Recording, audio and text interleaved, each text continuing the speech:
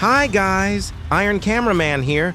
Just recently released a very intense and filled with different details about the episode that will help us develop different story arcs in the future. And for you, I've collected a lot of theories from all over the internet, thought them through and made my own inferences about one opinion or another. Today we're going to try to figure out why the Skibidi Toilets decided to save our agents. I also found out where we might have seen the new Skibidi woman and where she came from in the first place. In addition, we find out why the Astro Toilets have been tracking the Skibidi Toilet since the beginning of the series, and most importantly, why they needed to. Well, and of course, tell you about TV Man Titan, where his real body is and what kind of improvements you saw on Speaker Man Titan in the preview, and what he can do now. We're also going to try to figure out what's going to happen in episode 76. So sit back and make yourself comfortable. I hope you enjoy it.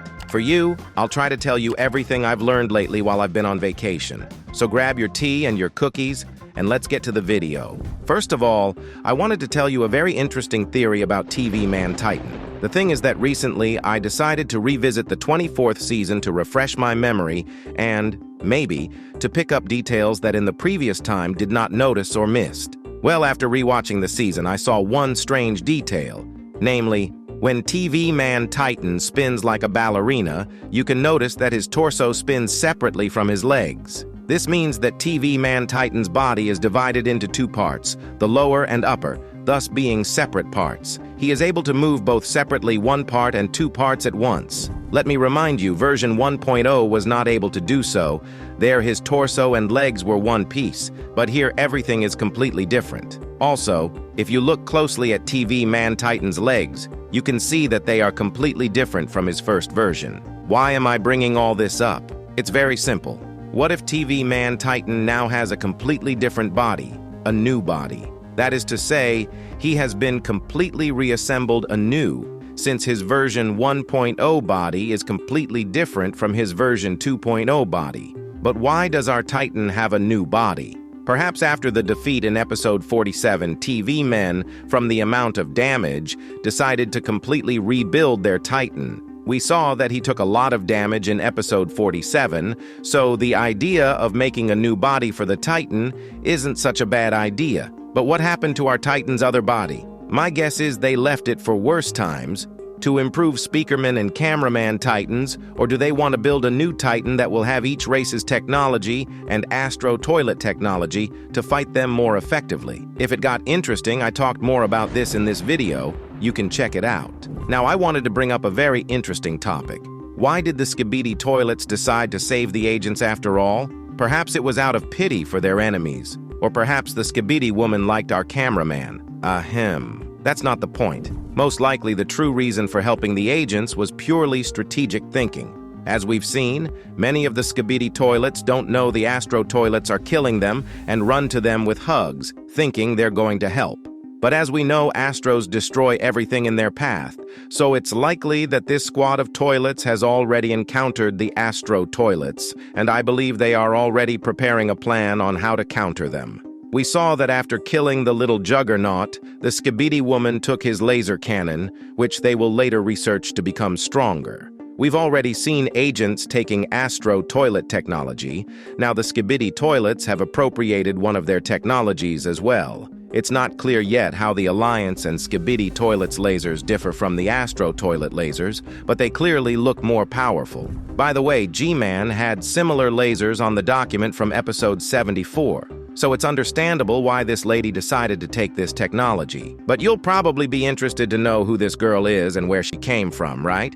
Take a closer look at these two photos. Don't you think it's the same character? Yes. You got that right. It seems to me that this girl from episode 73 is a hybrid from episode 75. What makes me think that? First of all, their faces look very similar, just a lot. Second, the girl from 73 has the same scar as the Skibidi woman from episode 75 on her right cheek.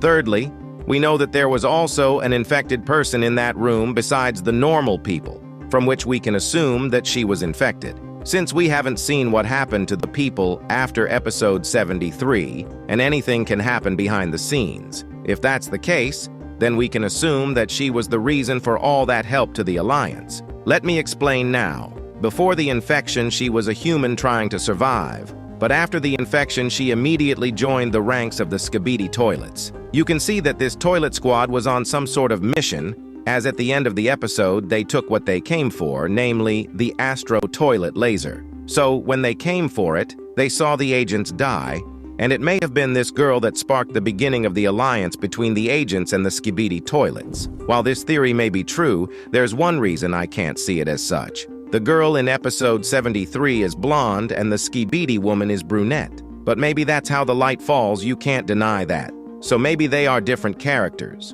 But still, this theory could be true. Okay, now I want to bring up a character that was able to do a lot of damage to the characters in episode 75. The Juggernaut is, as we realize today, not just one Astro toilet. Rather, it's an entire class of Astro toilets. As we realized in episode 75, underneath the Juggernaut mask are animals that the Astro toilets control. We could realize this from the ear and fur we saw after the Juggernaut's helmet came off. Also by the main Juggernaut's phrase, "My child." This makes us realize that these Astros are very much connected. Perhaps they are like a family. And the loss of one of them is an attack on the whole family. We saw that the main Astro Juggernaut has 5 stripes on his helmet, while the new baby has none. This means we've seen the weakest version of the Juggernaut class so far.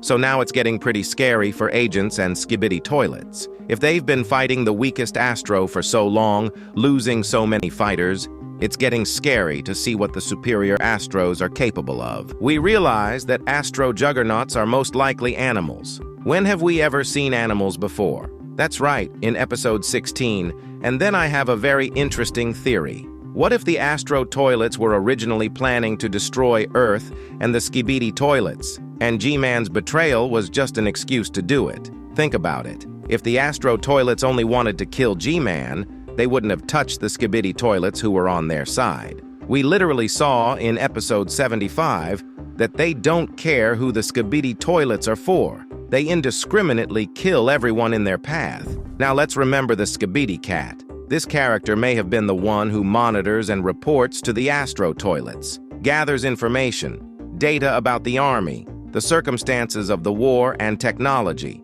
and keeps an eye on the main brain of the Skibidi Toilets army, that is, the scientist. Now Astro's plan becomes clear. They originally, after the Skibidi Toilets took over Earth, wanted to destroy everyone, even their own. This is most likely due to the development of the Skibidi Toilets. Astro Toilets don't want inferior fighters. Basically, Skibidi Toilets are a mix of Astro Toilets and humans, causing such fighters to lose the main power of Astro Toilets. So like I said, G-Man's betrayal was just a small push that caused the Astro Toilets to kill everyone in their path. They were originally always ready to attack, but were just following the Skibidi Toilets and the war. But after episode 70, they got fed up. Okay, we've dealt with that.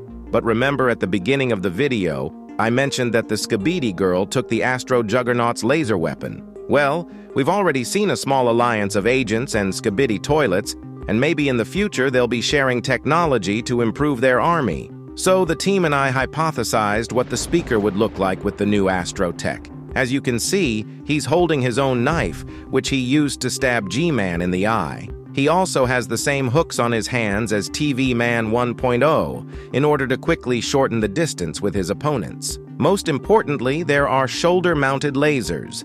These are just like the Astro Juggernaut weapons that the Skibidi Toilets picked up in episode 75. But for Speaker, their size has been increased, as well as the weapon's power. There is also a small protection on the shoulders, so that the new weapon will not fall off when attacked in the shoulders and will hold on longer, serving the speaker for a very long time. This is roughly how the concept of the new speaker came out. If you liked it or have any comments, write in the comments. Next time we will listen to you and make our concept even better. Well, now let's talk about what the new 76 episode will be. Most likely there won't be anything super cool like in the previous episodes. Well, for one thing, it wasn't on the list of Dafook's fiery episodes, so it will be similar to episode 75. It will be a regular and interesting episode that will develop a new plot branch. Perhaps we will be shown a continuation of G-Man's story arc. Perhaps they will show how he will become a Titan or will become one. Also, I think it's possible there will be a continuation of the agent's story from episode 75.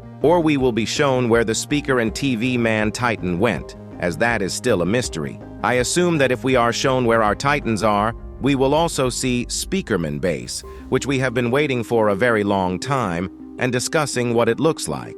We can speculate for a long time what the episode will be and what will happen there, but we can say one thing right now: it will be just like episode 75, without a lot of action or hard plot twists. It will just be an interesting episode with important details that will help us understand the series even better in the future.